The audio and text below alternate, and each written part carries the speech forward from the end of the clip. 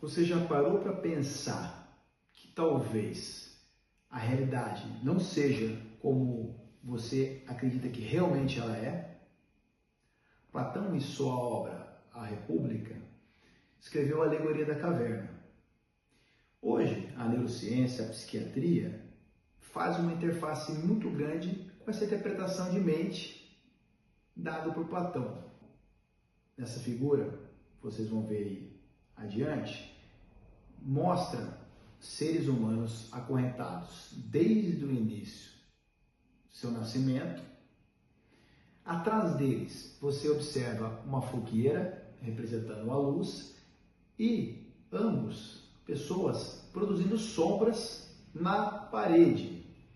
Então, esses indivíduos, eles observam o quê? As sombras da parede e acreditam que aquilo é realidade.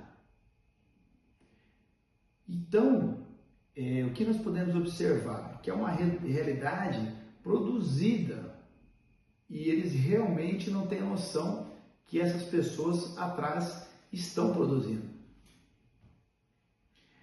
Uma coisa interessante ocorre.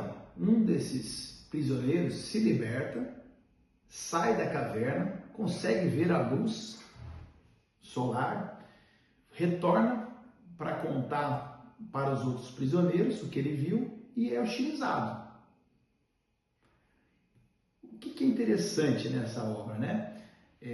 Para esses prisioneiros, as sombras elas são a realidade, diferente daquele que se libertou. Qual é a ideia disto? A percepção de realidade, muitas vezes, é subjetiva. Ela depende de nossas emoções, da preservação do nosso cérebro, de algumas questões metabólicas nossa, do dia a dia.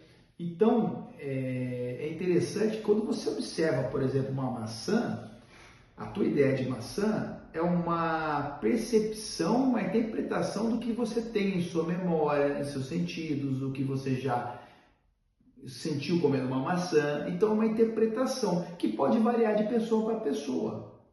Essa obra de Platão ela é tão importante do ponto de vista histórico e filosófico que várias outras obras, né, literárias ou artísticas de cinema se basearam nela. Exemplo mais recente, o filme Matrix, né, que a gente pode considerar o Matrix como uma caverna digital. Outro filme também que tem um pouco a ver com esse conceito da alegoria da caverna é A Vila, que é uma comunidade construída, né, sobre uma ilusão coletiva. Outros exemplos também literários famosos é Dom Quixote de Cervantes, onde você tinha o personagem principal vendo o mundo através de um filtro imaginário, Sombra da Caverna. E o próprio livro de George Orwell, 1984, onde você tem uma percepção de realidade baseada na vigilância, na manipulação da verdade, nas questões políticas, perceptivas alteradas aí. Então isso é relatado historicamente em várias obras aí. E o que a gente faz um link interessante? Essa percepção das sombras da caverna, como que elas ocorrem no nosso cérebro, né? Nosso cérebro, ele não é uma câmera fotográfica, onde ele fotografa a realidade ipsilíteris, como ela realmente ela é. Os nossos olhos, o nosso olfato, os nossos sentidos táteis, eles captam a realidade e através de dados da memória do hipocampo, através de dados do córtex pré-frontal, processam essas informações e criam uma realidade.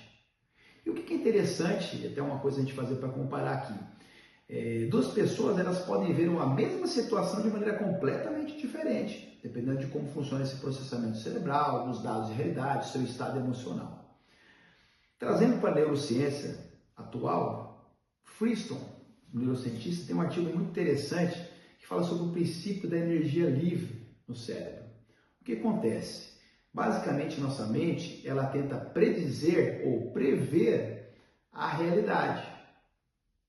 O que acontece? Muitas vezes, mesmo a gente tendo uma noção que a realidade está fora da caverna, o cérebro, por esse princípio da energia livre, ele altera nossas percepções para perceber as sombras. Por quê? Você tem um ajuste, o cérebro não consegue lidar muito bem com incerteza, então ele prefere algumas vezes alterar o padrão de percepção da realidade para ter algo mais certo. Isso é interessante porque muitas vezes A gente pensa, por que estamos repetindo esse comportamento que não é legal? Por que as coisas mecânicas são mais fáceis de fazer que coisas criativas, diferentes? Como manter-se na rotina é mais fácil do que sair da rotina, mudar a sua realidade, mudar hábitos, costumes, trabalho, vida afetiva, né? Justamente por esse princípio da energia livre, né? Esse princípio da energia livre é interessante porque é mais ou menos como se fosse a corrente, que é a corrente dos prisioneiros que enxergam a sombra da caverna do Platão. Então isso é muito interessante, esse link entre neurociência, a alegoria da caverna de Platão. Outro ponto interessante também é o quê? Que algumas patologias mentais, elas atrapalham, é como se fizessem mais sombras na caverna e o paciente, o indivíduo, enxerga o mundo de uma maneira mais distorcida. Exemplo, o indivíduo ansioso, talvez ele enxerga mais sombras do que outro indivíduo na caverna e ele distorça mais a percepção de realidade. Ele superestima o problema e subestima a sua capacidade. Cria o futuro como ameaçador. O depressivo, por outro lado, ele vê sua autoestima lá embaixo e, de repente, um simples problema ele enxerga como uma sombra enorme na caverna ou como ele não vai conseguir superar essa realidade. Outra coisa, em quadros mais graves, por exemplo, como na esquizofrenia, onde o indivíduo perde o contato com a realidade, alterações neurobiológicas importantes no cérebro, ele pode distorcer completamente a realidade, é como se tivesse uma sombra de uma maçã e ele enxergar um abacaxi ou enxergar um leão, isso também é alterado também.